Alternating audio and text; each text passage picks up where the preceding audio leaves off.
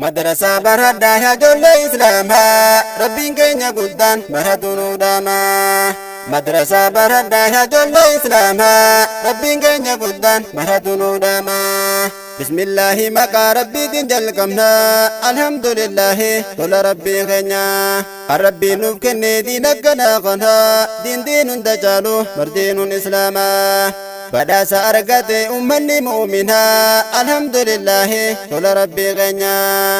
Baranne barsiifna diin Islaamaa kana Rabbiin keenya guddaan baratu nu dhaama.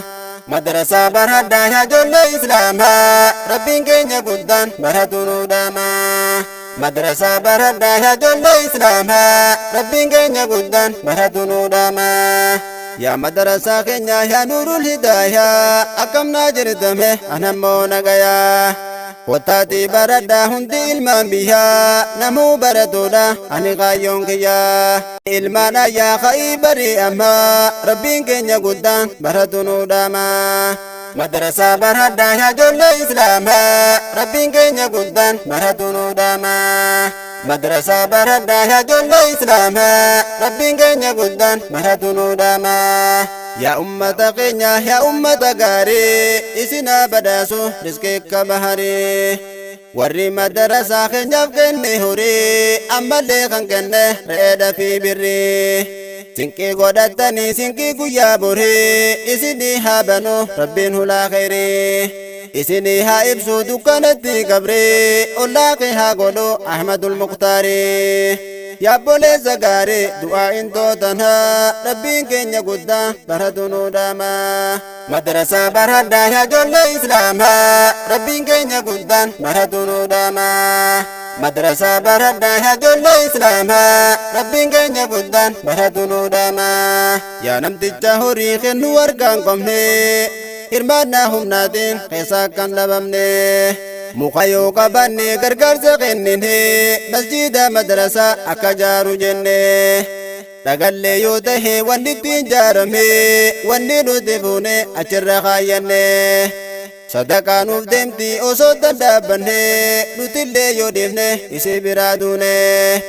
Haa dalagan nuume akkas tahuu beenye mee haa ol kaayyannu kennaa dhuman qabne. Waan Rabbiin nuu kenne ni kennina humaa Rabbiin keenya guddaan baratu nu dhaama. Madrasa baradhaa yaa ijoollee Islaamaa Rabbiin keenya guddaan baratu nu dhaama. Madrasa baradhaa yaa ijoollee Islaamaa Rabbiin keenya guddaan baratu nu dhaama. Hirmaannaa teessanii ammaas hin dhiisinaa wanni guddaan qabnu qabeenya fi humnaa.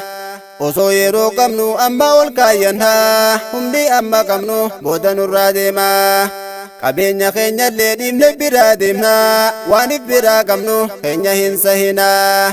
Isa uffanni kunu isa qabdu keenya akaayyannee finne darbinee jirama. Seniit keenya malee hin sahin qaqaama guyyaa nuti duune kunurraa baafama. Barqabeenyi keenya waan kennine kana fardii Rabbiirraahis salaataa soomana.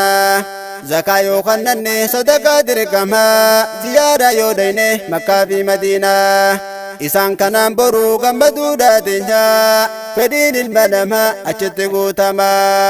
Laalkunoo kanuma barqabeenyi keenya Rabbiin keenya guddaan baratu nu dhaama. Madrasa baradhaa yaa ijoollee Islaamaa Rabbiin keenya guddaan baratu nu dhaama.